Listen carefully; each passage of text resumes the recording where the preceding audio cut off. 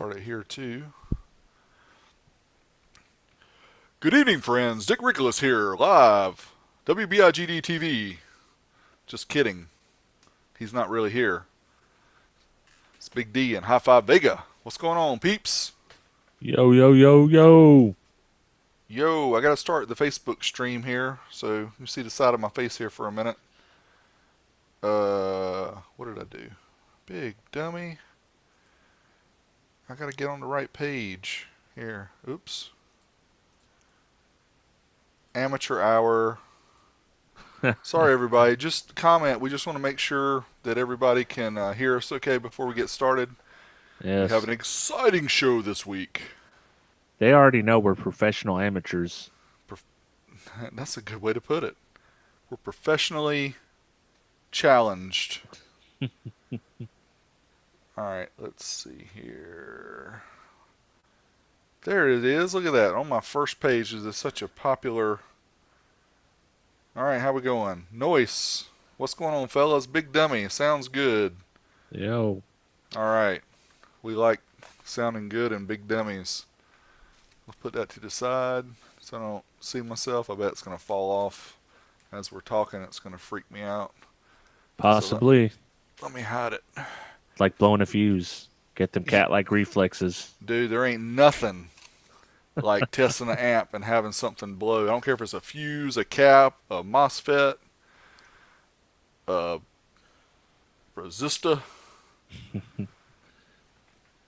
All right, let's see.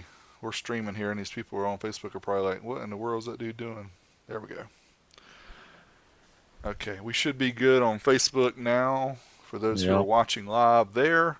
We want everybody to watch us on YouTube, though. YouTube.com/12btalk. Come subscribe. Sub it up. That's right. Hook us up. So I'm going to share my screen. Y'all can get a teaser for what you already know we're going to talk about.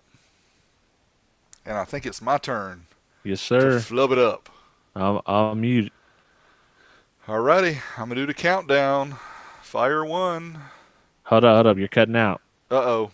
Oh, All right, you're good now. I was playing with the cord. Stop, All D. right. Do not grab the cord to your headset. All right. Thanks for stopping me.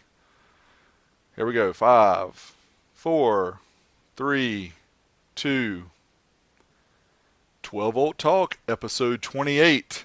How the Internet Nearly Killed Car Audio. What's up, guys? This is Derek from Williston Audio Labs. Here with you today, tonight, tomorrow, whatever time it is for you that you're watching or listening. I have my good buddy here with me as always, Mr. High Five Vega. What's going on, Mr. Vega?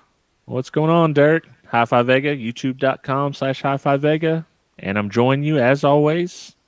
Yes, we are here. Now, you're always here. Sometimes I'm not. Just one time, Just but one people time. people don't let me forget about it. But we got some exciting news to talk about tonight. Before we get started with our topic, our clickbait topic that we've received so many thousands of people in the stream, we don't even know what to do. We need some moderators to watch all the comments because there's so much stuff going on. I think we can make it though. We'll be okay. But guess what? We just passed 1,000 subscribers on our YouTube channel. Yay. We need some fireworks. Yeah, we're gonna Yeah. have to wait till maybe we get like 50,000 until we can afford, the graphics to be shooting up some fireworks Yeah. and the hot chicks behind us holding up the signs and all that Oh, stuff. if we get up to 100,000 subs, I will shoot fireworks off in my bedroom. What? Yeah. Goals. 100K 12 volt talk. Vega is gonna shoot fireworks in his bedroom. You haven't talked to your wife about this, I don't think. So you might need to watch what kind of promises you make. You just ask for forgiveness, never permission. This is true. But you also need to have a place where you can do this show, so we need you to stick Yeah. around. So yeah, 1,000 subs. Thanks guys for hitting us up. YouTube.com/12btalk. Make sure that you go there and subscribe. We know in a lot of cases these are long videos, so I understand people not wanting to sit around and watch an entire hour video, but that's why we offer the podcast, which you can find on Spotify, Apple Podcast, Google Play. You can listen to us there. But you can also watch us live if you can. We got several 100,000 people watching us live right now. I think the YouTube is getting ready to explode. We have so many people interested in our topic tonight, Rob. How the internet nearly killed car audio. How did it? Do you have the insights? Whew. Well, hmm. There's a lot of different opinions about this fact. Goes way back. Way Yeah. back. And we have some specific examples we're going to talk about. Then we might get off track just a little bit because Rob and I have some opinions. And again, these are our opinions. We're not saying we're right, we're wrong, you're right, you're wrong. None of that. We're just giving our opinion. You guys are welcome to comment, tell us we're big dummies, we don't know what we're talking about. We're just having a discussion here. That's what this is all about. So that's our little caveat there, right? Yeah, sorry for the clickbait in advance. No, we're not sorry. This is good quality content right here. Sorry, not sorry. That's right. People want to know what we think. So, Mr. Vega, when did we first notice the boutique car audio pooping up, popping up? So I guess, first we'll kind of have to explain how we come to boutique car audio being involved with the internet. And to me, it all started with, in my case, with Elemental Designs. They were one of the first companies that were online only, and they were just basically on the cutting edge of everything. And they started around 2002, and they just kind of set the tone for what everyone would do from here on out as far as selling online. So I pulled up their website here, and this is from the Wayback Machine. I'm sure most of you guys who are old school hopefully have seen this site before. It's extremely useful. They have screen captures of older websites, and it just depends on how far you can traverse into the website is just based on how far, how many screen captures they grab. Because in some cases, during the time where a lot of these were taken, Flash was big, and the Flash websites couldn't be captured quite the same. So the ones that did HTML, you can still go to archive.org, and at the top there's a little place where you can do your URL. And I know Rob and I both use this all the time for our videos because we have to do research. We're looking for, what happened in 1996 on the Kicker website or whatever. You can actually go to the Wayback Machine and put in their website there and the year, and you can actually see a screen capture of what was going on. So it's very helpful.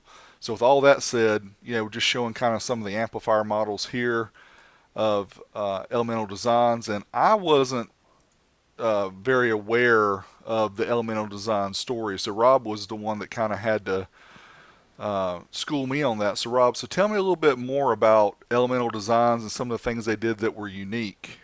So, Elemental Designs, when they hit the scene, they were really one of the first companies out there doing videos, viral type videos, flex videos.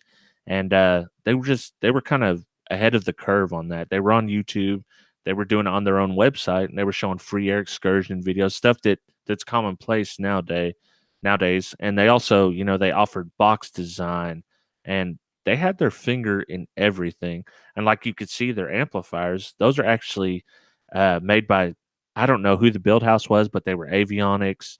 There's a few other companies, maybe Tsunami had amps by them, and I can't remember exactly. I think they might even been Class T amps.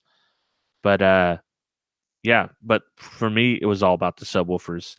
Uh, they had extreme flex subwoofers back in the day for crazy cheap prices, and if you click on the subwoofer one and show them the price in 2009 of the 6-inch at the bottom there. So $40 for the 6-inch. Nice. And they had something all the way up to 500. Oh, that came with an amp. Okay, that's a Yep. 13-inch sub with the amp.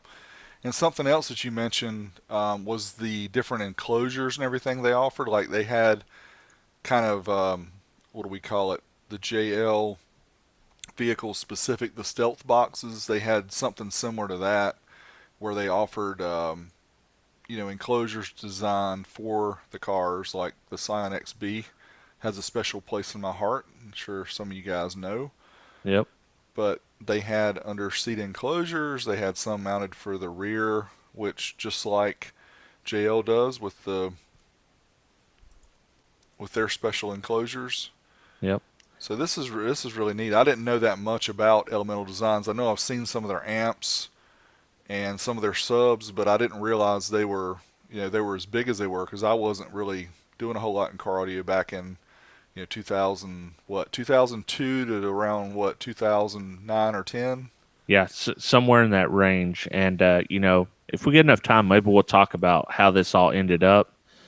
But for right now's purposes, they kind of set the tone. They were the first to have box designs readily available, blueprints for you to make your own boxes online. So they kind of done that. They were into sound deadening. I've got a S10 out there with 120 mil sound deadening all in it from the E-Dead. And they were cheap because basically they cut out the middleman. Huh. Yeah. So the middleman. That's a great Yeah. discussion that we're going to talk about tonight is the middleman. And there's more than one middleman. There's middlemen. Yes. I thought Geico cut out the middleman. I guess not. Geico's not involved in car audio yet. Yet. I guess I haven't seen that commercial. Yeah. Yeah, that was the old school one to cut out the middleman. So, we again, we're not trying to make anybody upset because we know that there's dealers that watch this. There's people who probably sell stuff through Amazon and eBay that watch this. So what we're going to say is our opinion. So just deal with it. But Caveats. caveat emptor. So what we're getting to, and what Rob and I kind of talk about a lot, is things change, right? So in industries, the cable industry, for example, is going through a big change right now because the cable companies have been used to charging people a ton of money to get a bunch of channels they don't want, and you deal with a crappy DVR box, right? Right. Years and years of this. They had competition, of course, from the satellite companies and stuff like that. But guess what? Internet came. Guess what you can do now?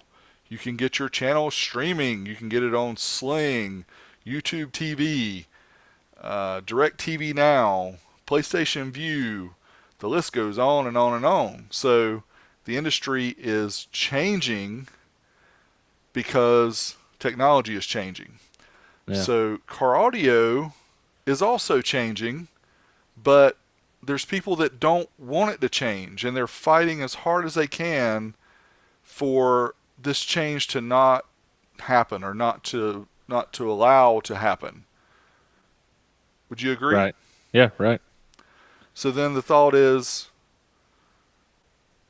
the change is going to happen either way, right? Either you're going to embrace the change and figure out a way to make this work where people want to buy stuff online, or you're going to close down shop and you're not going to be able to sell any products because you're not offering it in a place where people want to purchase it. Same thing happened in the music industry. You remember with all the stuff with Napster. All Napster did is just showed the music industry, people don't want to go to a store and buy a CD. They want to download it. They want to stream it from their machine. So what happened? Music industry, as old-fashioned as they are, figured out Spotify, Apple, iTunes, all these other things that they could say, well, here, we're going to offer you guys what you want. And they're making it now, doing that. So it's all progression. They got drug into that. That wasn't their choice. Oh, no. So, kicking and screaming. And, sometimes it happens like that. Exactly. But they knew that if they didn't do that, then it was to their demise if they didn't. Right. So we have to understand that things change. You can't always do what you did in the past. So with all that said, we brought up an example of when Rob and I do these podcasts, we give each other questions and kind of they're topics that we're going to talk about. So one of the great questions Rob brought up was, what's the benefit of having the dealers now and, protecting the dealers as far as the manufacturers go? Rob, what are your thoughts? So the benefits, I think, mainly rely in customer service, full stop. Uh, Demoing the product, getting to hear the product, supporting the product. If there's returns, that is the main. And I would say maybe on the auxiliary, like having it installed properly and that type of stuff. That's the main benefits. There's a lot of Drawbacks. drawbacks, Well, yes, as well. let's stay on the benefits for a minute All because I right. have some too. So a lot of times when people are searching online, they don't have any idea of what they want. And Rob, I know you get questions. I get questions all the time too. Hey, Big D, what should I buy? I've got a 2009 Honda Accord and I want a bump. You know, Yeah. so questions like that, it's not a real easy thing to do to go to Amazon or eBay and get an answer to your question as to what could solve the problem that I have at hand. So go into a dealer. They obviously sell whatever equipment is what they're going to tell you that you need to buy because that's what they sell and they've got to feed their families. No problem there, I understand. So that's the benefit of having a dealer so that they can recommend product. They can tell you what will work. They install this stuff all day long. And my hat is on my head, but I would take it off right now if I could, if I wouldn't show the bald spot that would blind you from my light up here, to all the guys that do this day in and day out. You guys, I mean, that's hard work what you guys do. So we appreciate what you do, and I have mad respect for you. So there is the benefit of that, but I think the thing that really gets me the most about it, and we'll go into the flip side of it, which is the negatives, is there's some people, and I don't know what the percentage is, but a lot of people I would say who really maybe don't need all those solution or suggestions or solutions to their problems. They just know, hey, I want a Crossfire C7K because I saw Big D test one and it's got a lot of power and that's what I want. Well, we don't sell it online. You have to go to your dealer. Well, why do I need to go to a dealer when I just need the amp, right? Right. There needs to be a value added from me going to a dealer, not just him getting a profit, because I could care less. No offense, I could care less if the dealer gets a profit or not. If I just need to buy an amp, I'm not asking him for anything. I just want to go buy the amp and leave. I'm not spending an hour there asking him questions about how I should do things and all that, and not needing him to install it. So if you're able to, add benefit, it's like anything else. The middleman is there for a reason. They're to add benefit to the purchase. But in my example, and I know Rob's the same way, you don't really need to go to a dealer and deal with their markup, right? You can just buy it. If you could buy it straight and save 20-25%, that's what you'd Yeah. want to do, Yeah, right? for sure. So And then, well, go ahead. yeah, I'm go going to let ahead. you. No, you go ahead. I was just going to say, so, it's kind of like the computer model, which is, again, that's a race to zero too. Anybody who knows anything about the hardware industry and computers, for many years, Dell was always known as such a great computer company to buy from because their support was so good. Well, their price was a little bit higher because their support was so good. It's a direct relationship between price and support. Well, now Dell says, well, we'll sell you a real cheap computer, but you don't get support. If you want support, you add it on your way of the checkout. So this could be the same way. You need an amp, but yeah, I want some support. Well, we add $150 to the price or whatever the percentage is. You have the dealer support, all that stuff. The dealer gets the markup. Everybody's happy. And then people like Rob and I who just want an amp, we pay $150 less. Yeah. What's wrong with that? Yeah, and the drawbacks come in where they don't have the extensive dealer network that they once had. when there was 3 to 4 shops in every big town, okay, that's very acceptable. You can go, you can just pick it up, get your support. But when you offer a dealer only product, and I have one store in Arkansas that carries it, it could be 3 hours away. You're adding steps in there to make it harder, and that's going to make me not choose your product as a manufacturer or someone that just rebrands a Korean amp. Like, I'm not going to choose your product if you make it more difficult for me to use like that. Yeah, and I understand some of the boutique brands nowadays that don't want to go straight to the internet because maybe they can't handle the volume. Somebody like we always talk about Linear Power. No. So Linear Power is a small company. They are a strict dealer network company because they want their dealers to be their advocates and say, these are great SQ amplifiers. They've got lots of dynamic headroom. So they want their dealer to help educate the consumer. And the fact that they don't want to sell it direct to me because, the dealer's not there, that's their decision.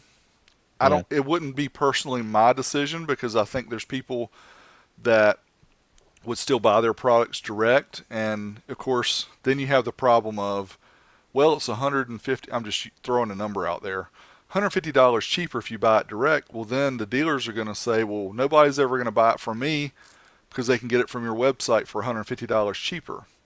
And I understand that argument because I don't know that it would kill all their sales, but I'm sure it would kill quite a few. But Right. again, from a company perspective, the company that's producing the amplifier in this example, you want to be able to get your product out to as many people as possible. I would think, or maybe you don't. Yeah. Maybe they're so boutique that they don't want to get out to as many people as possible.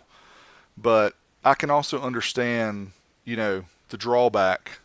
So I'm kind of wishy-washy on that one case, but I don't Yeah. know. It's tough. How do you solve that problem? People want to buy your stuff direct.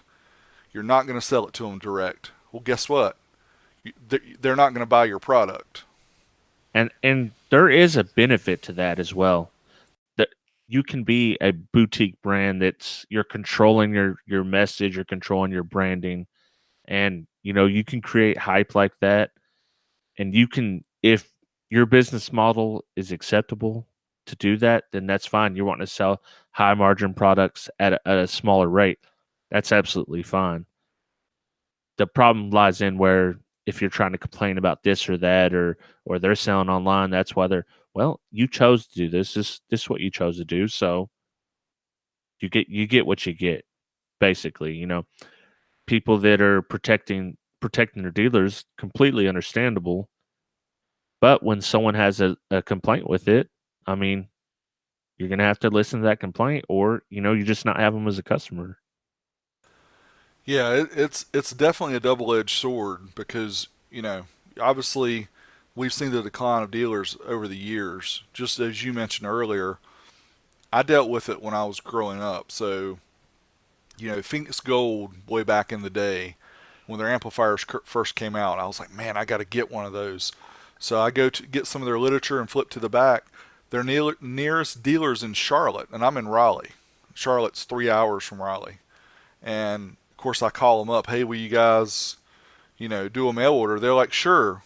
I was like, well, what's your price? Straight MSRP. And so that a lot of times my experience with the dealers have been, I don't really need your value add. I just want the product that you sell. And it's been a little bit of a sore spot for me, and that's why other places like we're going to talk about Crutchfield. There was other companies back in the day like Sound City and some of the other ones. I'm not sure if they're still around or not. But the ones that were in the back of the magazines, you could call them, you could mail order whatever, and in some cases it was gray market, so you may not get a warranty. But I could get the same product that the dealer was getting, at not much more than what the dealer was paying, but I didn't need his value add, so I didn't really hurt my feelings. Yeah, and see, I'm the polar opposite of you on that because my local dealers, both the shops we had here were awesome, and I hung out there, and that's why I didn't learn car audio from magazines like a lot of people did. I was in there with those guys chopping it up every free time I had after school or on the weekends. I was in there chopping it up with them, seeing what's cool, what's coming out, what do you guys got in, what's fixing to be on clearance that I can afford. So I really had a great experience. So I'm actually of two minds on this because I grew up in the car audio shops as far as my car audio career goes, but now here I am on YouTube. So I'm also I'm on. I got a foot in both lanes, I guess. That's a good way to put it. Some of the local shops are still around. I try to visit them occasionally, and we talk about some of this stuff a little bit. But they've all had to diversify so much that the car audio part of it is such a small part of their business that it's not a huge deal to them anymore because they're doing the motorcycles, the boats, the marine Yeah, audio, and then a lot of them do home audio and they just do whatever they can do to survive. I understand that. So the market is not the same. Car audio was extremely popular back in the 90s, yeah, and it was easier to integrate. Your aftermarket stuff. Pull out your den-sized head unit, put in a new aftermarket den radio, things like that. And nowadays, and we've talked about this in a previous episode, the new systems in cars are pretty good for most people. So it's a very, very specialized market, and you have people who need help integrating things in, so they do need a dealer. We don't want the dealers to go away because then, who's going to integrate your BMW iDrive system with your audio control, processor?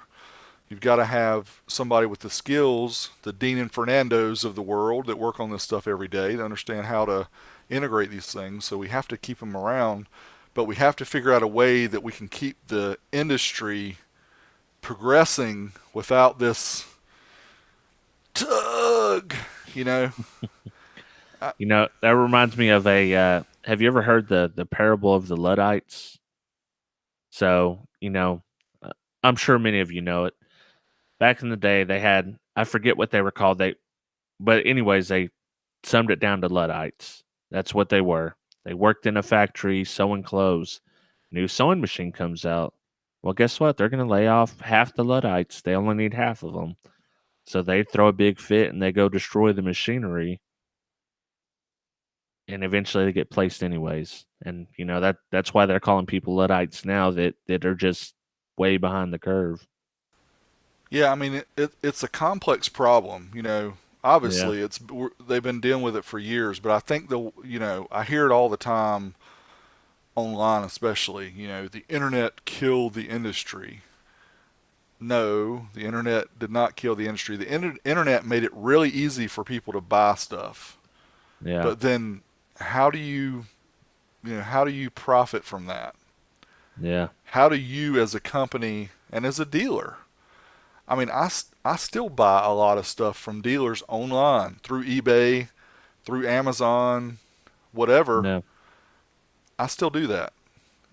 So, And that go ahead. that's kind of one of my pet peeves is when people get angry about they kind of act angry towards the customers because they ordered off eBay or whatever. Like you need to be angry at the manufacturers. They're the ones letting that happen. The customer, what are you supposed to do as a customer? Like don't get mad at the manufacturers, not the customers. If they're letting it go for that price, that's a manufacturer problem. They are the ones that solve that, but they're happy to push it off onto the dealers and the consumers. Yeah, now, with that said, Tar Amps, Damien, that I work with at Tar Amps, he's their rep here in the U.S. The Bass 3K that just came out recently, I bought one from him so I could test it.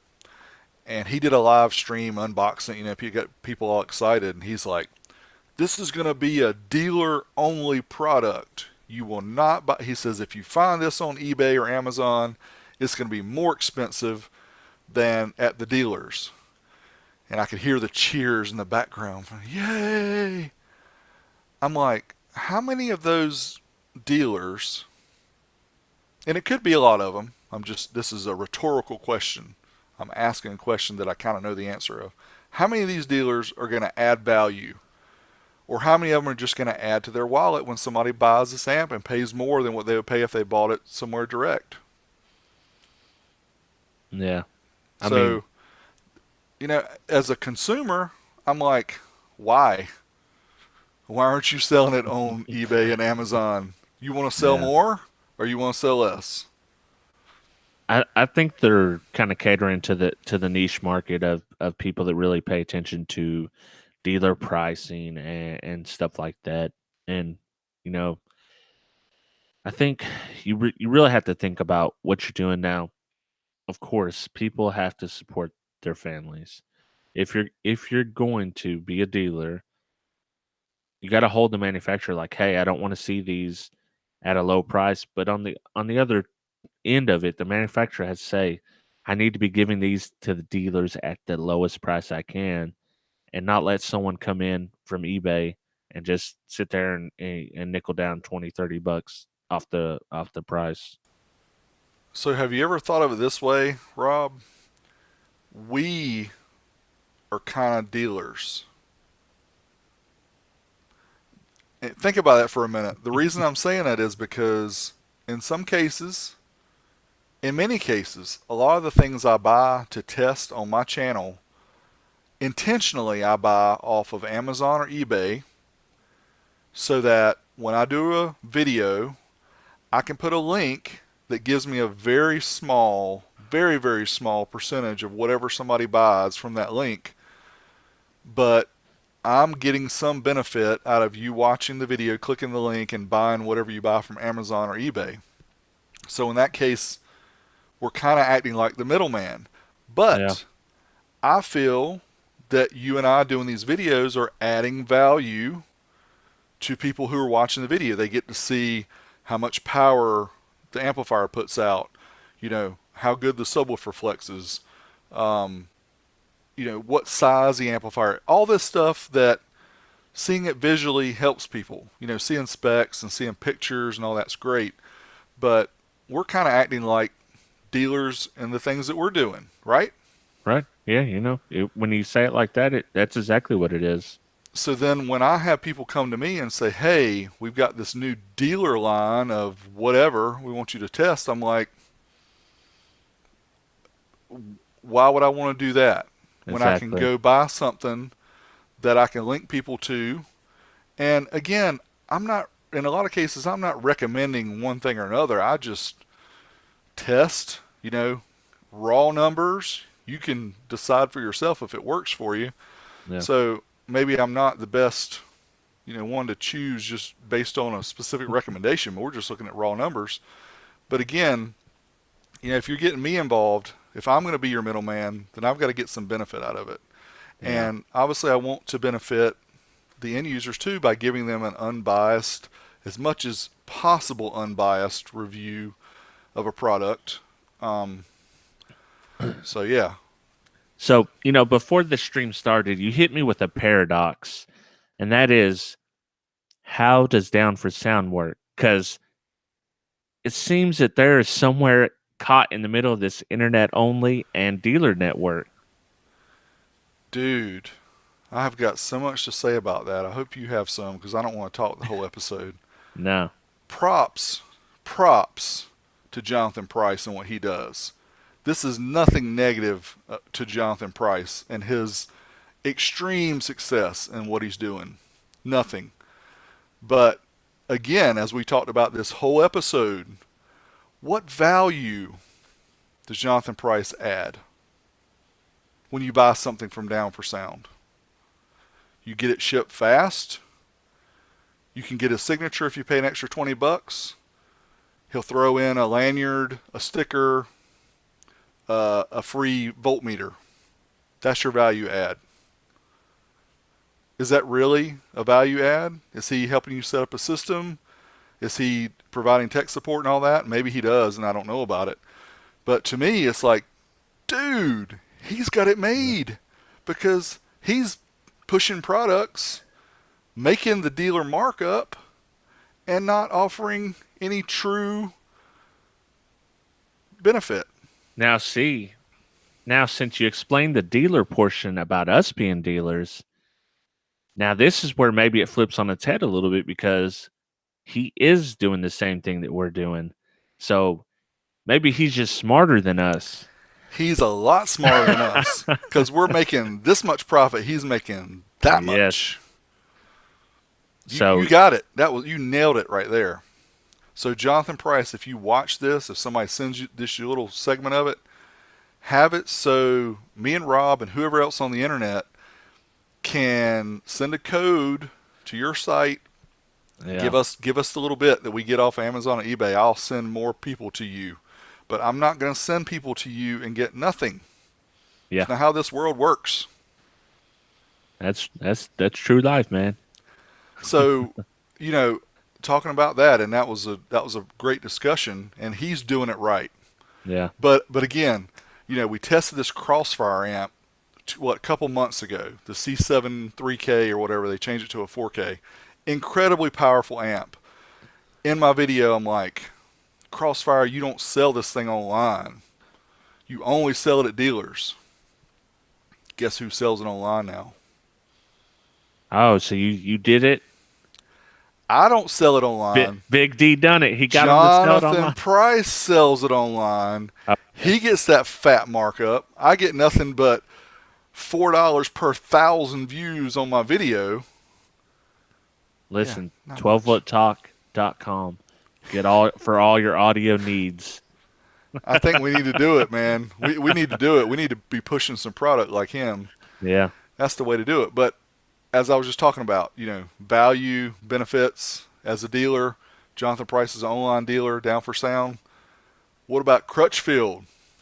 Crutchfield's been Yes. around since 1974. They've been online since the early 90s, whenever they could first probably put up a website. They've been doing it.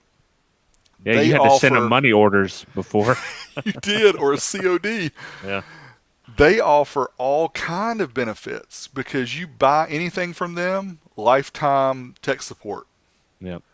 So if I'm paying a dealer cost for something I buy off Crutchfield, which I occasionally do, then I'm getting that benefit. So it works well for the consumer and it works good for Crutchfield because they're able to make a good profit. So I love the Crutchfield model, and I Oh like to yeah. buy stuff from Crutchfield.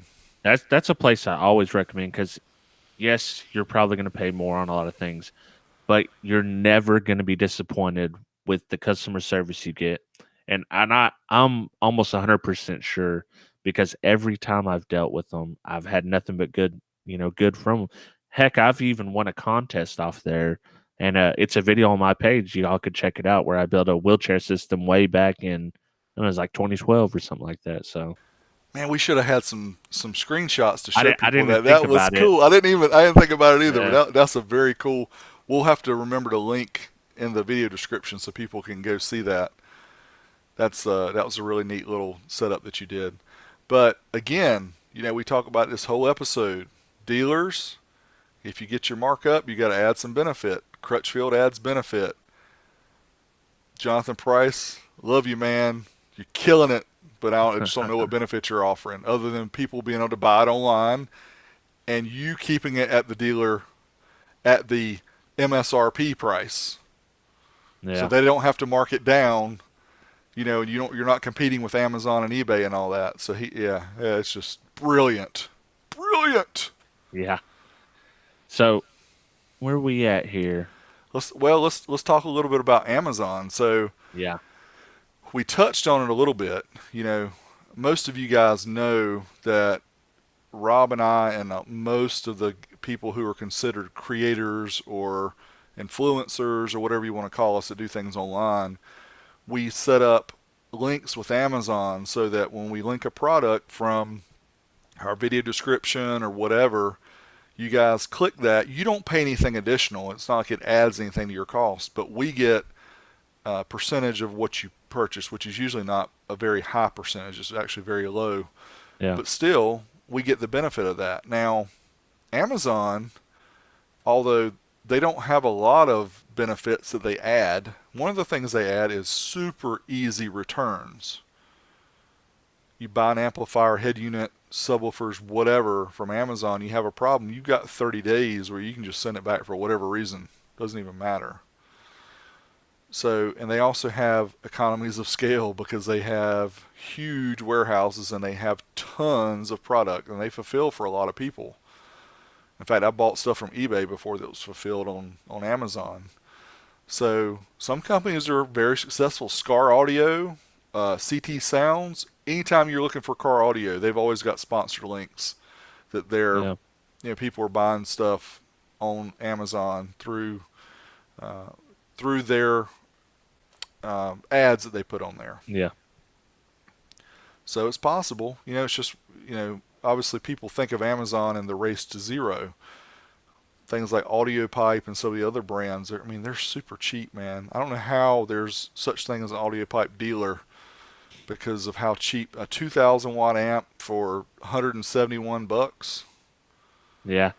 And I think kind of sum it all up, where we stand on it is you can be successful with having your dealers, you can be successful selling online only. It's about serving the customer, as far as we're concerned anyway. As long as you're serving the customer, adding value if you're a middleman, I think that's kind of the takeaway that we end up with.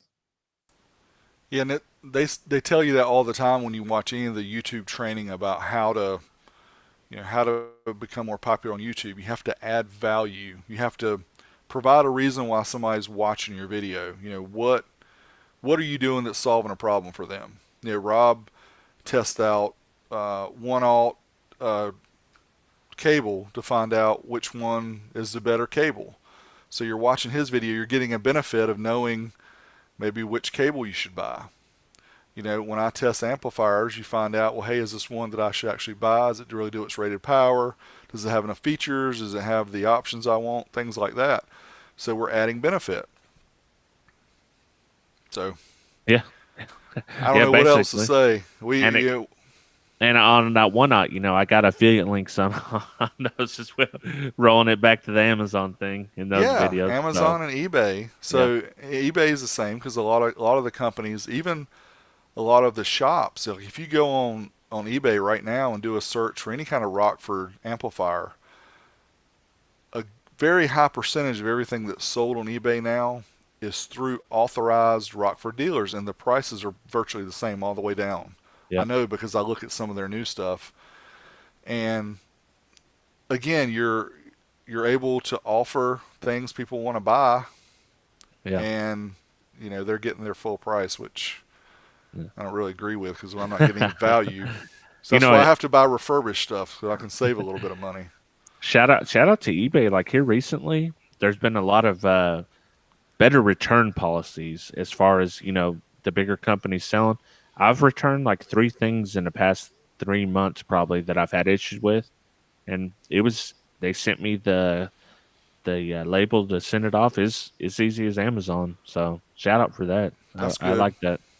Now there is one thing that we skipped on Crutchfield that I want to go back a little bit to. Because Rob, I sent you this earlier this week, and I'm not sure if you got a chance to check it out.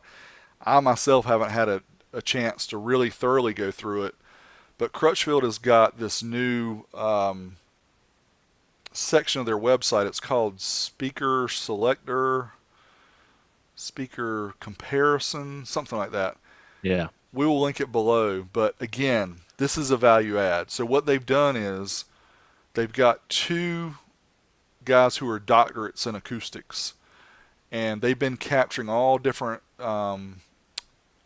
types of drivers, car audio, home audio. I don't know if they've done pro audio, but they said they have at least 100 different drivers you can choose. When I say drivers, speakers. yeah, So some of them are the home speakers, some of them are actually the car audio speakers. But of course, they're in a, what's the word, anechoic chamber. Did I say that right? Is it anechoic? I don't know. Yeah, it's the one that's got all the deadening in there, and it's like Yeah, dead silent. There's no echoes or anything like that. So what they've done, and they've got examples on their website, is you can choose the speaker that you want to listen to, and you can download that segment and you listen to it on your headphones. Hopefully, you got some good headphones, but you can compare. I don't know, say the Polk Audio component system for your car versus the um, whatever other brand, the Kicker. Yeah. You can compare the two. Now, granted, we don't have anechoic chambers in our vehicles, right? It's not going to sound the same, but it will give you a difference in their sonic signature and how they sound. Yeah, because they were compared in the same. They were played in the same chambers. So Exactly. So it yeah, does give you a way to know the difference between them. Then you have to say, well, what kind of amplifier did they use? What kind of processing did they use? yeah. These guys are doctorates. It's worth reading it. And those who got I think I have it right here, as a matter of fact, the Crutchfield that, and I saved this. Hopefully you guys can see it. Listen and compare online. Yeah, that's cool. And we'll leave a link in the description, but it's called Speaker Compare, and that's a trademark because they actually got trademarked. But engineers Rick Wright and Gary Gibbs created a way to simulate the sound of speakers through headphones. If you guys don't get the Crutchfield, go online and check this, read this article. It's very interesting, and it talks about how you do it. It's Speaker Compare, crutchfield.com/speaker compare, and you can try out a whole bunch of different speakers. I think this is a fantastic idea. Value add, again, Yeah, dealer value add, like and a I boss, haven't got to check that out yet, but I need to. And it really doesn't matter what amp or what EQ, as long as they use the same one on every speakers. right? You've been able to tell how each speaker is different from each other. And all I gotta say is, I got the wrong day job. If people are doing this and making a living, what are we doing, Rob? I don't know, man. You're We're doing it big. You're almost at 100K. You're Yeah, getting closer every no, day. yeah, I know, Getting, but that's not my day job. So I'm talking about people that are actually testing oh speakers yeah, and capturing this stuff and putting in all the data. I'm like, man. Anyway, one day maybe, but high that's risk, just high that's risk Crutchfield. Crutchfield's not too well 5 hours from me, so it is kind of a good ways away. That's only 20 hours for me. That's not too bad. Bill Crutchfield, if you're watching, we want you on this show. Yeah. I sent you an email. Check your spam box. That Big D Wiz guy. I need to send it from Wilson Audio. Maybe then he'll get it and not think it's a ad for something that you shouldn't be talking about on a podcast. So I think we got time to go on our little crazy side jag here for a minute before we go. You want to pull up the site, so let's talk about how Elemental Designs ended, and some of you guys may know the story, some of you may not, and actually I'm gonna have to look up the I'm gonna have to click it myself because I cannot remember what all happened here. Did you get the other link, Derek? Oh, he's muted me. Did you put it in the document? Oh, Yep, okay. it's at the Closing its bottom. doors. Yeah. I got you. Yeah, yeah. Okay. Give me un momento here, and I'll pull it up. And All right. there So we go. basically, I don't know if they can for read that. It's kind of small. for those of you that don't know, around in 2012, Elemental Designs closed their doors, and it was really sudden, and people weren't getting their orders, and it was quite a disaster. So I'm just going to kind of read you some of the paragraphs it said over here, and yeah, we'll just kind of go over it. So he basically says, I'm sure at this point people are wondering what's going on at Elemental Designs. Phones haven't been answered, lack of email responses, promise items not shipped, not a peep from us. Well, he's letting you know right now. It went into a very rapid downward spiral.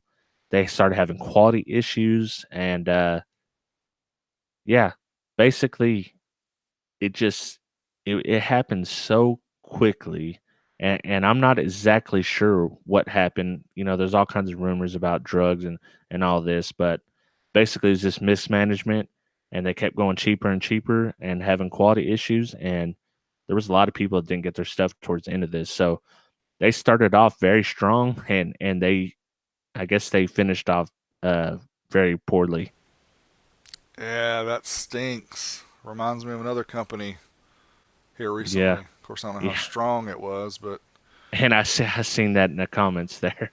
yeah, But we know something about that, don't we? yeah.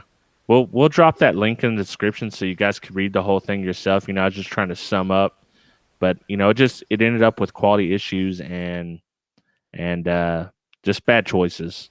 Yeah, it sounds like, when you start off the morning and you stub your toe, and then everything from there on out is another problem all throughout the day. I know people Yeah, have that. Like people cut you off and you're on your way to work, and you get to work and everybody's in a bad mood.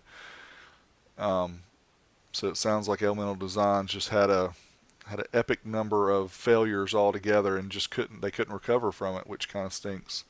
yeah, But it's possible to make it in this new environment, this new world, this new yeah. internet thing that's been around. Look at When Crutchfield. and it's Look at just sad. It's sad because they were kind of the ones that started the internet craze, and to have it in like that before it really made it to its prime. Had they started or kept going, who knows where they could be at this point.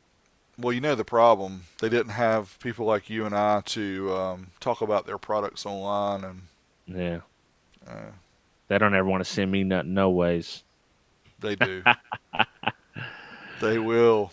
You're gonna get inundated. Yeah. So what's going on in YouTube? Oh, what's going on YouTube? Our buddy Ed over there at Showtime SPL hit 30,000 subscribers. Yeah, that's awesome. Go Ed. Yeah, he mentioned. I saw one of his comments on Facebook that said he'd been like at 29,000 for a year, Wow. and he just recently got over the hump. And he's been making a lot more videos. And like I told you before, Ed, consistency, consistency, consistency. Because he's got some really good videos, and he's got some that are in the multiple millions of views. But Yep. if you do it for a while and you stop, then the YouTube algorithm says, I don't know who Showtime SBL is. Yeah, He you're doesn't done. upload any content. Sorry, we're going to put you in this side drawer over here. We might get back to you one day, but probably not.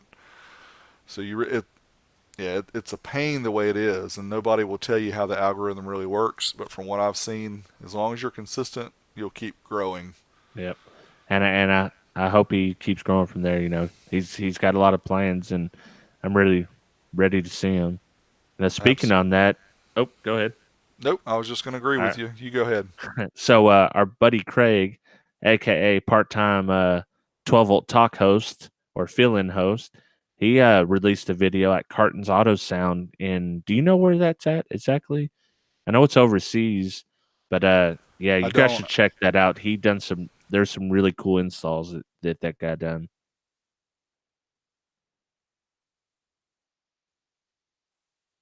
Oh, are we here? Yeah, sorry, I got you muted. I was just Yeah, trying to pull him up real quick to see if I could find that. There it is, episode 53. Let's see.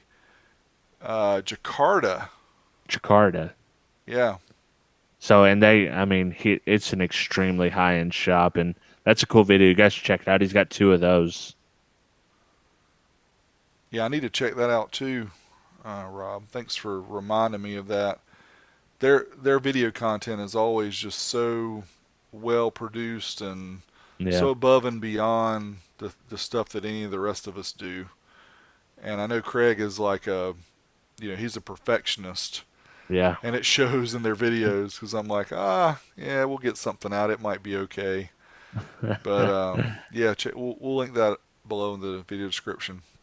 And on that as well, our buddy Ryan, who we just had on, done the Synergy Audio 1K, and this is a company I've never even heard of. So sometimes he pops up with stuff I don't know where it come from, but it seemed like it did okay.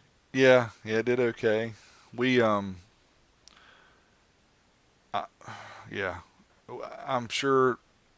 How do I say this the right way?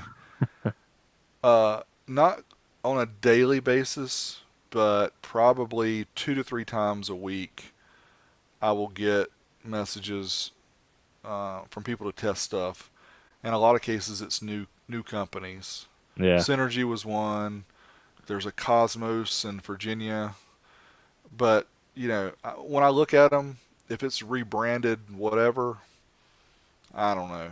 I mean, I'm Yeah. glad that Ryan tests the stuff, and he does it because his channel is mainly budget, which that's a very popular part of the market. So it's great to do that. But a lot of the stuff is just the same, just different stampings on it. But Yeah. yeah, that amp did okay, and it's a little expensive. Again, you're comparing audio pipe 2K to this one. Yeah, it's about the same price. I think it's 169 or 179 bucks for the one he tested, and didn't seem Oh like it wow. was. Yeah, it wasn't very special for the Yeah. price. I See, mean, I'm not hip. I'm not hip on all those budget brands. So sometimes I might see something for 179. I'm like, well, that seems cheap for 1,000 watts. When you know that an audio pipe 2K is that price. yeah. Well, I don't know, man. You're we. It sounds bad when we're talking about that now. When we come from the day when 1,000 watts was $2,000, Yeah. but nowadays they're a dime a dozen. And if you're gonna come out with something that cheap and it's not going to differentiate itself from the market, it doesn't have anything other than just a different logo on it. Yeah. I'm sorry, you're just not. Oh yeah. We know they know how we feel about cookie cutters. Yeah, well, cookie So cutters, they're just that. And I yep. mean, if you compare one cookie cutter to another, which one's cheaper? Which one's got better Right. warranty or whatever? But yeah, that's a cool video. Check it out. John Dub 14 doing a 700 sub giveaway. Yeah. I seen that and added that to the doc because John Dub 14, he is on the live stream every single week, and he's always on his channel, doing things, and he's giving stuff away. So y'all go sub up and enter in and try to get that fuse holder. It's a cool fuse holder. Yeah, I'm going to show his channel here, give him some super props. Yeah, he is always here hanging out with us. So he's at 709 subscribers. John Dub 14. Go make sure you subscribe to him or go watch one of his videos, or subscribe to him first and then watch his videos and Yeah, enter put a that comment. giveaway. Yeah, put a comment there that you saw, that you heard about him from 12 Volt Talk. Maybe we'll have him on sometime. Yeah. So that's cool. So what about Rob? How are our reviews going for Apple Podcasts? So last I checked, we had 61 or 64. I wrote it down in the doc and now I don't see it. What am I doing here? I'm Oh, gonna there check. it is. 64. Yeah, I was gonna check it live and see. But yeah, so 64, and then giving a sub away at 75, giving away an amp away at 100. Yep. Thank you guys for leaving us reviews. We appreciate that. Again, the 12 Volt Talk channel right now is not monetized. So what we're trying to do is we're trying to get more eyeballs. You guys watching us on YouTube and also listening to us through the podcast, whatever podcast catcher you use. It helps us out. We're just trying to grow the channel so that we can sustain it. Keep doing this right now every week, and it's mostly Rob. And my props go out to Rob for creating all the show titles, creating all the questions, creating all the things we talk about.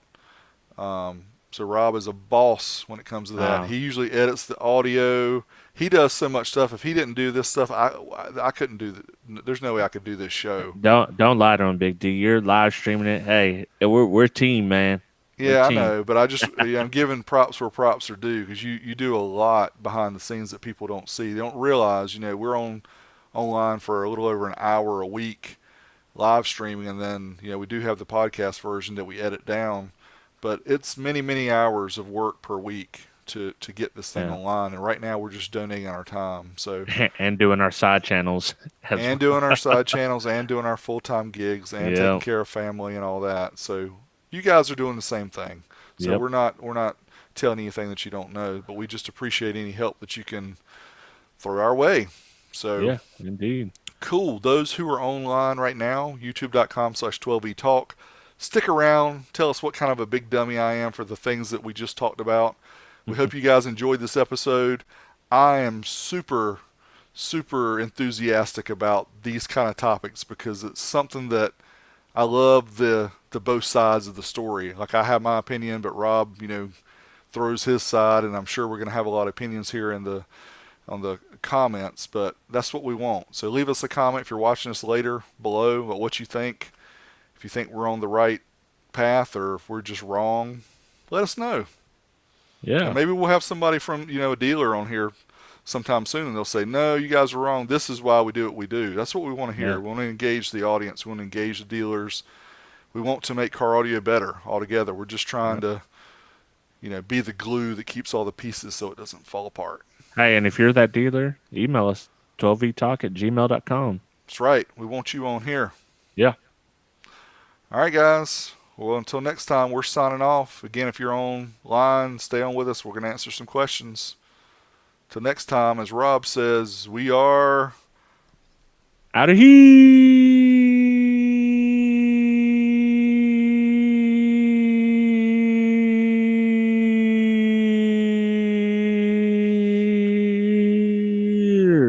Wow. I could go longer. I'm telling you, I could do it for 2 solid minutes. Yeah, that would probably lose some people, though. Yeah, I know. Alrighty. Let's see what we got here. Where are my dang comments? Oh, there they are. Holy moly.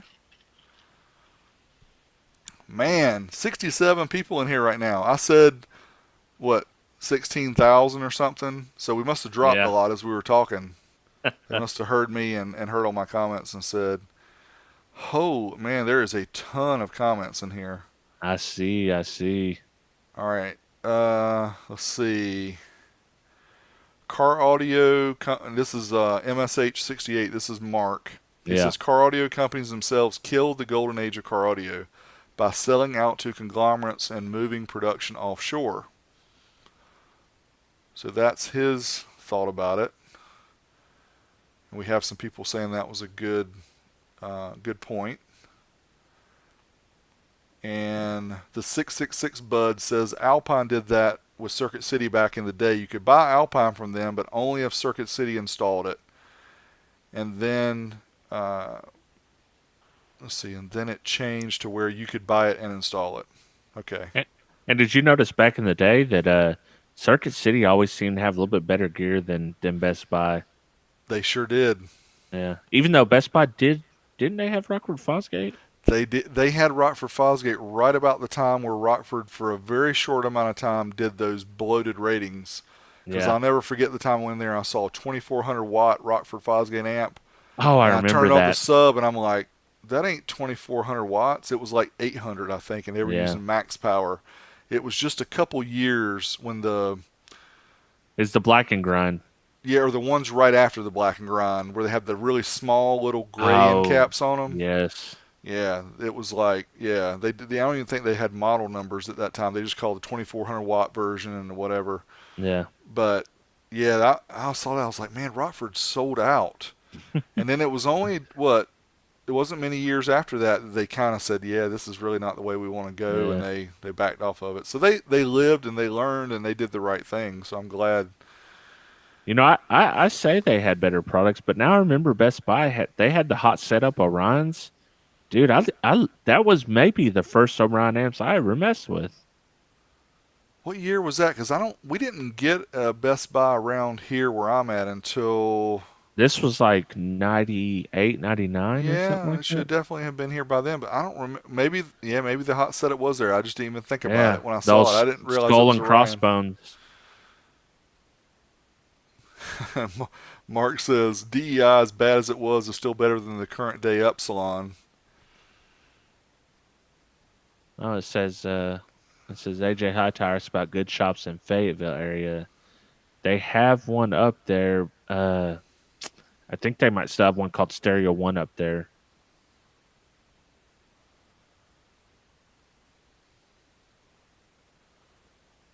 Let's see. Larry Keller comes at this from a different perspective. He says he owns a DVD rental shop, one of the last ones probably in the country, but I've adapted it. He says I do a lot of Western Union money transfers and sold a lot of lottery tickets. He says he's making more money. There you go. You have to Nice. expand your business, man. You Yeah. have to make it work. That's good, man. You got to diversify.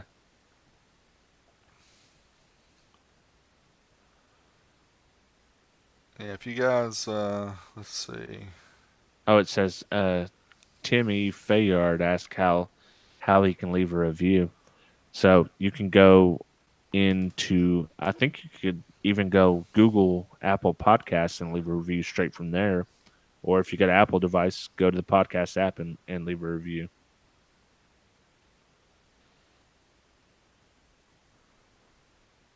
Um, so Mark, Mr. Juarez has a good point here. He says, "I wish my local shops focused on community, like have cookouts and stuff, and bring people and hang out." I mean, yeah, that's a good idea it is good. because the guys that are passionate about it are the guys that'll be in there all the time. Saving up for this and that. Mark says he likes the topics oriented shows too. Yeah, Good. we do too. Yeah, we like to have a lot of guests on, and we're working on having more coming up too. But one thing we didn't talk about was the audio bond debacle because it didn't really fit into our topic here. But I'm sure most of you guys read that on Facebook or read the story about audio bond and them Oh yeah. trying to import something more than amplifiers What's that? to. Y'all got any more of those audio bonding? That's right. How's that look with the white stuff all over your Mm. lips? Oh man, that's funny. See, yeah, Mr. Juarez again says, "Y'all are my dealers." Tell them, yeah, Joaquin, you need to quit buying those 15s, man. Yeah.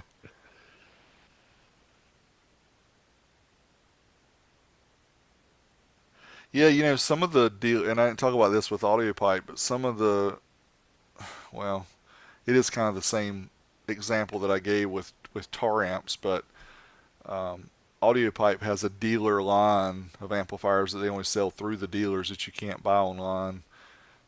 So they do it both ways. They say, "Here, we're going to Yeah. sell this to Amazon and eBay," and then the dealers get usually the higher end, the 4,000 watt or whatever. Well, and we're gonna have someone on that can speak to audio pipe, and I got some questions like y'all's doing dealer like.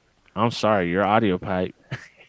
Yeah. You tend to do the only thing. Like I guess anybody could graduate up, but So Kelly Knowles says down for sound is not good for the market as a whole.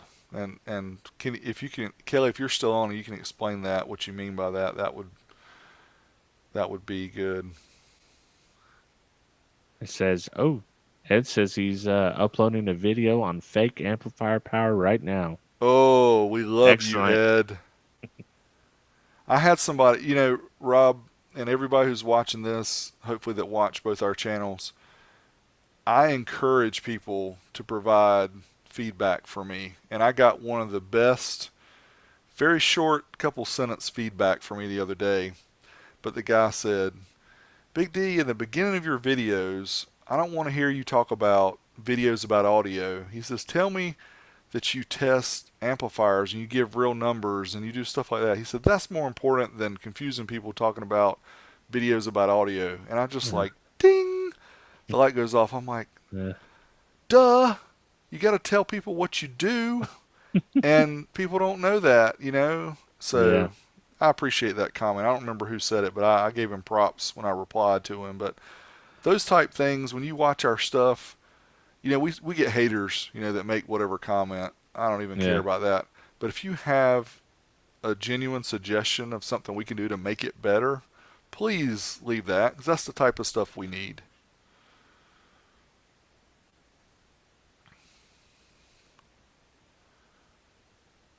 Hmm. Dealers are only good for warranties and returns. Oh Crutchfield isn't no. low. Yeah, we never said Crutchfield is low priced. So I see No. Dave F says Crutchfield isn't low.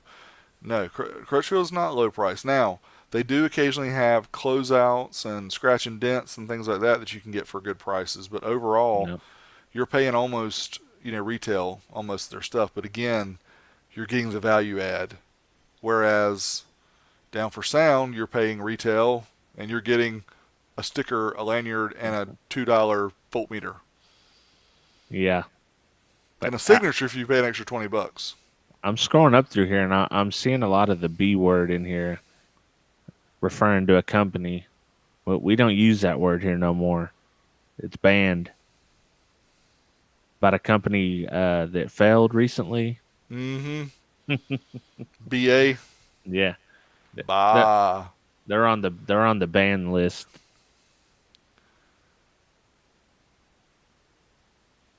Oh, let's see what we got here. I bought off Sonic Electronics, but some products they carry are worthless garbage. If you want good electronic storefront, at least have some quality control on what you carry. That's 2001 Monolithic said this. So I agree with you. And you know what's funny is Sonic Electronics used to do Amp Dyno videos all the time, and they started testing some of their junk that they sell, Yeah, and it started not doing anywhere near rated. And they're like, we're shooting ourselves in the foot by doing these Amp Dyno videos. So we'll stop doing those because we can still sell this junk because obviously that's what people buy. yeah, Oh, speaking of that, we'll see what Epsilon says, but they just posted on their Instagram feed a couple days ago. They've got new power acoustic monolithic amplifiers, whatever the name of it is. So, yeah, of course, me getting on there as a smarty says, "Oh, great! Is this 7,500 amp? Is this really 3,000 watts, or is that a made-up number? Would you like to yeah. send me one?" Question mark. I don't think they ever replied, but they do give me thumbs up a lot on my posts, so they're watching. They're But do watching they? you like a hawk. But do they know I'm watching them too? So if you don't send me one, I'm gonna buy one anyway. I'm gonna test it. I'm gonna show everybody what those things do. They're gonna send you a special one that does the power. Yeah, it'll be a rebranded Sundown 3K, right? Yeah.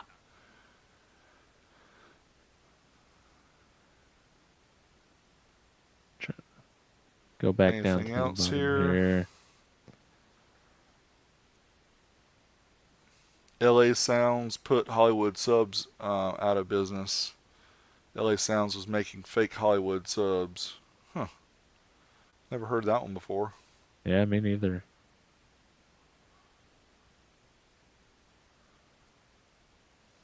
Ed, if you didn't hear it, I don't know what time you joined, but we did. We gave you a shout out for your 30K during the podcast. Congrats, brother.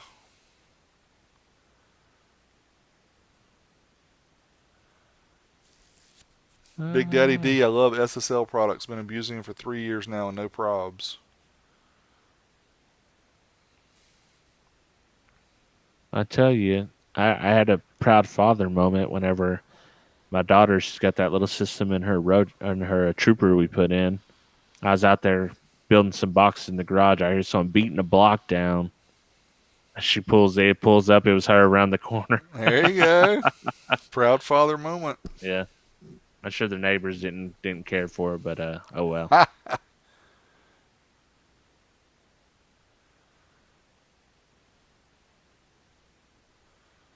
Oh yeah, Mark says the MVX gear is good stuff, and I'll agree with that. Anything I've gotten from that, it's been a fair price for whatever I've got. They have a winner with the MBX line. They definitely, because it doesn't seem to be cookie cutter stuff. Like, I don't see any amps that are made, any other company No, doesn't have those amps, and the subs seem to be, I don't, those well, may be rebranded, but they a seem lot to of be their pretty. speakers are from OEM manufacturers, like you would see at Matasound or Parts Express. So they're taking the gems out and offering them basically at the same price, just in a car audio package.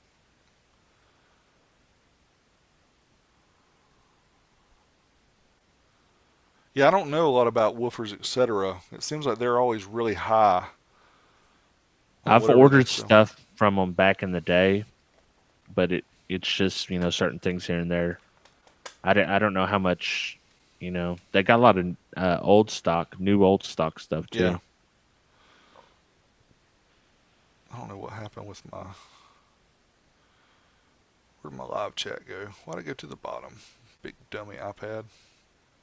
But there we go. All right, guys. I don't see any other questions. Do y'all have any more questions or feedback about what we talked about the dealers and I do got one comment here. It says, "I have my kids leaving Apple Podcast reviews for you." E-Rock sweet? Snow. Thank you, sir. We appreciate that.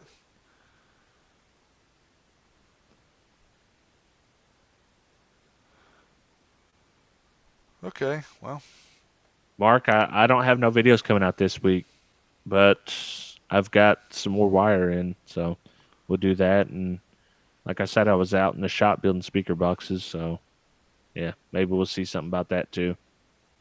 it's What do fun you got times. anything of note coming up? Yeah. So part two of the audio control. I got the 1500 watt audio control I'm be doing this weekend. Oh, old versus new. Old versus new. That'll probably be Sunday. Taramps Bass 3K is coming. I got a new Brazilian amp called a Boog. I think I showed you a picture of it. Don't know Maybe. anything about it, but one of the local guys here, he's only about 20 minutes from my house. He shot me a message through Facebook and said, "Hey, I want to start carrying these. Do you mind testing one for me?" And I'm like, "What is it?" And he sent me a link to it. And I said, "I never heard of it, but sure, I'll try it." So yeah, uh, they don't appear to be a cookie cutter Brazilian. Like it doesn't look like any of the other brands. Usually Stetson or Sound Digital. Excuse me, OEMs for some of the other companies, but this doesn't appear to be either one of those. Well, I say it doesn't. On the exterior, when I open it up, it may on the interior, but it's a 1200 watt 4 channel. Wow. So lots of power. Yeah. For the for all those, that's a powerful voice amp. Yeah, voice amp. Uh, yeah. Yeah, I got some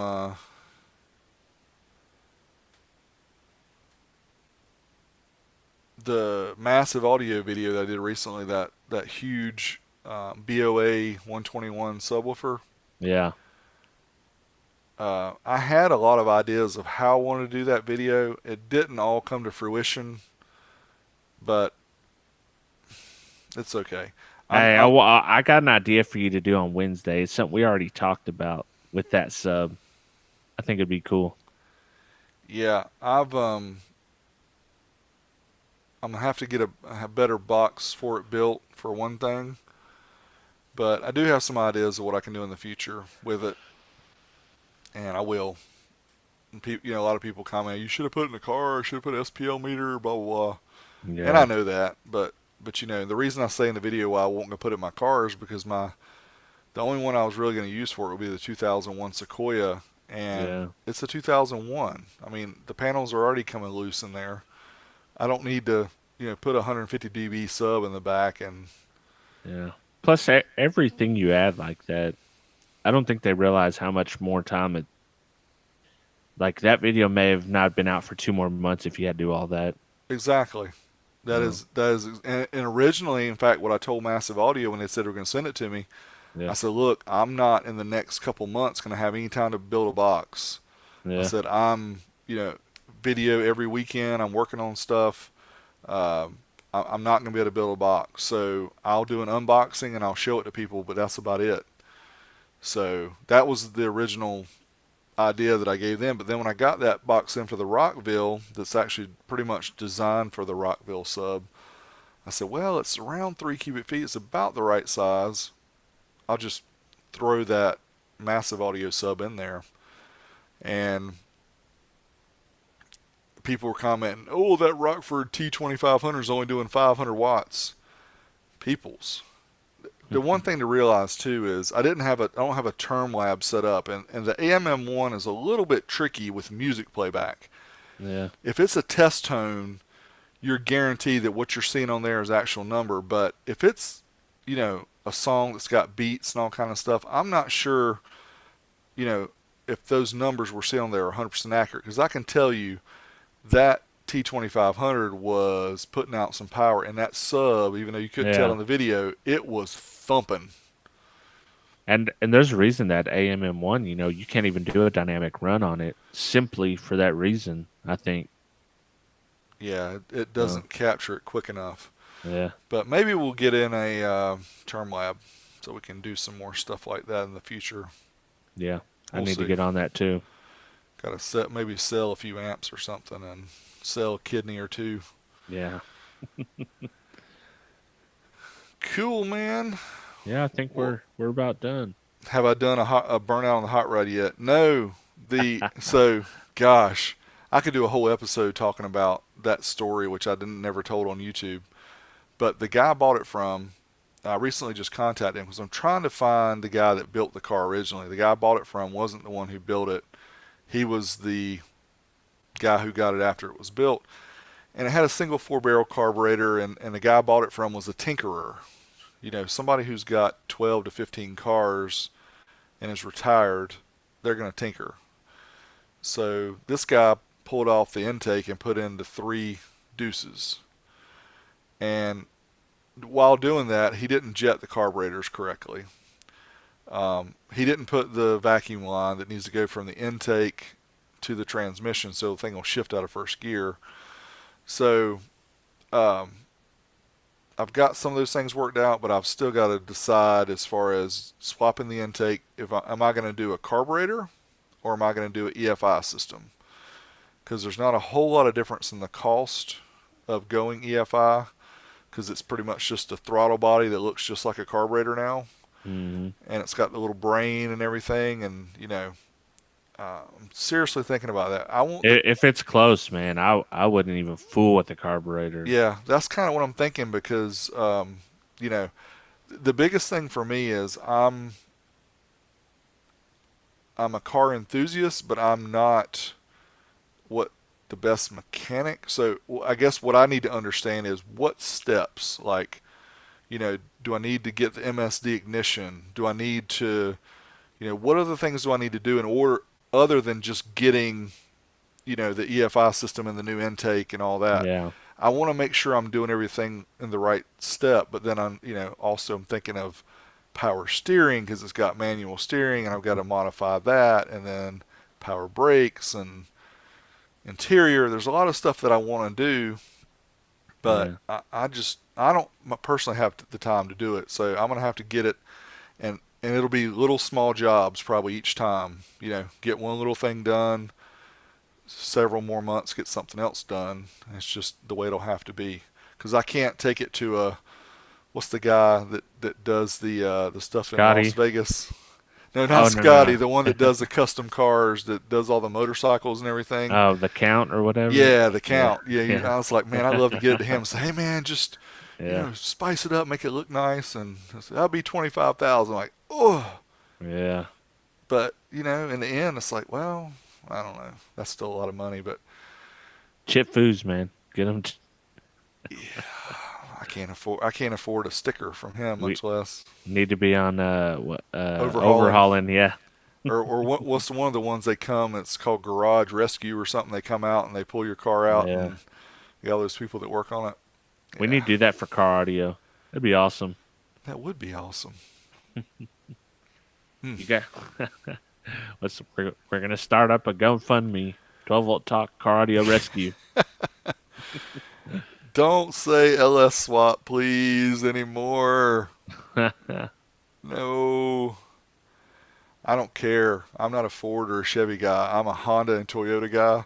So I really want to tick people off and put a dual overhead cam B16A Civic engine in my hot rod and just tick people off. Oh my gosh, that would. It would, wouldn't it? Yeah, But you know what it would do? It would it would garner some interest. It would garner a lot of yeah. hate. But people would say, I can't believe that guy put a Honda engine in a 37 Ford. And then 10 years from now, when it's still going and it's running strong, I'd be like, I'm glad I put a Honda engine in there. Just don't put the Honda transmission in there. Well, manual. But there's They're no, they're still not that great. man, come on. I've Toyota transmissions are really good. Oh, don't listen. Scotty, like, he doesn't like the automatics. I've had Yeah. the Honda manuals before, and they've lasted 200,000 miles before the Mm. clutch needs to be changed. But I don't think I'm going to do a Honda engine, but I might. I'd make people mad if I did that. but I'm not putting an LS. No. No. Not that I wouldn't want to. It's just too much money. Yeah, I know Holly has the EFI. I've actually got a contact at Holly, and that's what I'm trying to do, man. I'm trying to use some of my YouTube not wannabe stardom to say, hey, don't y'all want to help me out with my car, and I'll make a video of it. Yeah. They don't Hot, fall hot, for that. Hot Rod Fridays. Yeah, they don't fall for that, man. This little guy, he ain't got no views. What you talking about? He does car audio stuff. He does videos about audio. He don't do videos about Hey, that's Holly. because them car audio YouTubers, man, they got like, man, Yeah, they are blowing up out they there. sure are. They're blowing it. Scotty is almost at 2 million now. Yeah. He's 1.8, I think, last time I looked. And even a lot of the smaller guys are sitting at, over 5. They've got more subscribers than Steve Mead. Yep. So, Yeah, they are blowing up. Joaquin said, "I'm not listening yeah. anymore." Then get out of here, I Joaquin. knew, What are I you knew doing? I would, I knew I would fire him up talking about throwing a Honda engine in there. Love it. Yeah. Oh, you All need to right. talk to Mark. He said he's got a very good contact at Holly, the top guy. Oh, well, Coy works at Holly. You know, Coy Yeah. Hudnall that does. The Yeah. Alpine guy. Yep. Yep. Yeah, he's told me before if I need something, just to let him know he would get me the right person. But I don't want to. I do want to actually, but you know, I'm gonna need. I've watched the video, so you have to put a return line, and you have to put a high pressure fuel pump in. Obviously, for the EFI system. So Yeah. I would need somebody with some skills, dollar bills. Oh, maybe you can make Insweiler come down and do all Yeah, your he's mechanic. he's got He's some always turning skills. some wrenches, man. He sure is. He's got some mad skills. Yeah, the small Ford small block's already in there, so that's what I'm going with for now until I can source the Honda B16A. Yeah, just do it now. I mean, hey, even if you put on your channel, everyone's gonna hate on you, but they're still watching. They'll watch it. That's the Yeah. thing, man. They would watch it.